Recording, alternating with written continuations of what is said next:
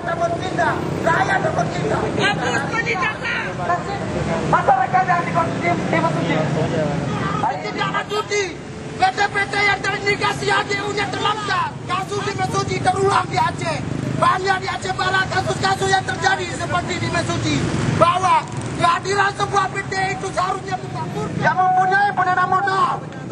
Hari ini kami teriakan kepada pemerintahan Aceh Barat segera ditindaklanjuti hak guna usaha yang terindikasi bermasalah. Banyak PT-PT yang terindikasi bermasalah di Aceh Barat.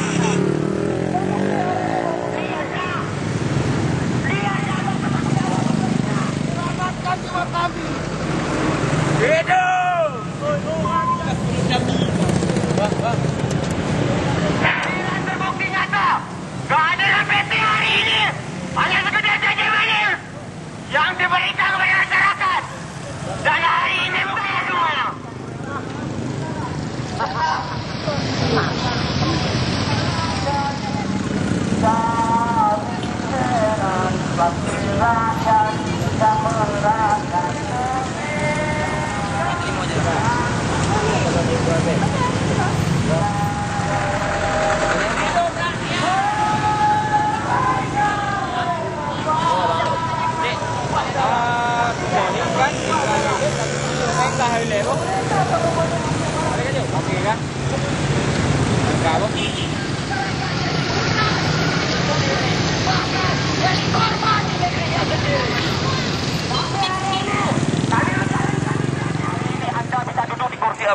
Tapi kenapa Anda justru menghisap darah rakyat? Betul?